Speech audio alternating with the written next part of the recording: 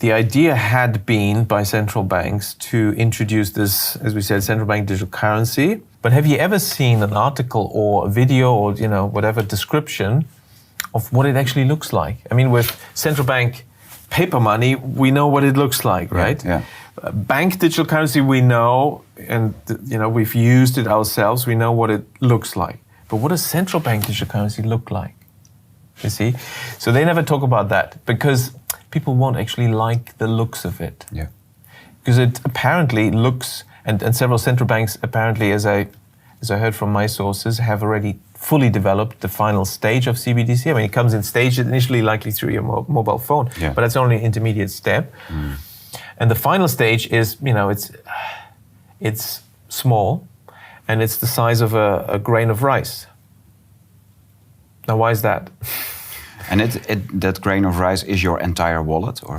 Yes, it's your digital ID, your wallet, can be your passport, your key. Now, of course, what we found with our debit cards or credit cards is they've already now moved to the system, RFID chips, RFID technology where you just wave the thing, contactless. Yes.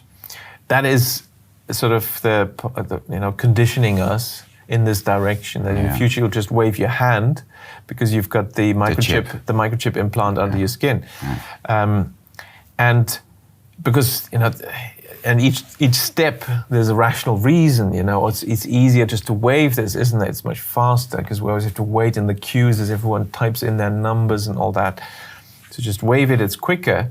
But the next rationalization would be, but you can lose your card, somebody can steal your card, and then you're just waving, that's kind of risky. Wouldn't it be nice if you couldn't lose it and nobody could steal it?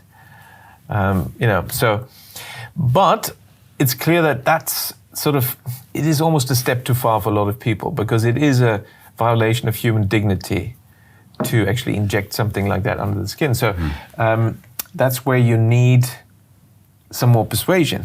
Yeah. And it's interesting that this concept of universal basic income has been around for around a century, where everyone should get some kind of citizens, payment. But the billionaire elites have so far not liked that. But since 2015, they've all come out. I mean, all the big billionaires and World Economic Forum have come out, this is a good idea, universal basic income. Well, why suddenly now? Because now we have the technology for the microchip implant.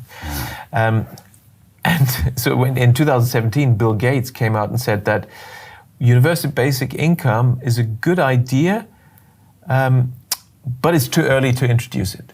Now, what was still missing? So we had the technology for the microchip implant, but what was missing was the digital ID hadn't been introduced. Now, this is where this whole COVID agenda had become very useful.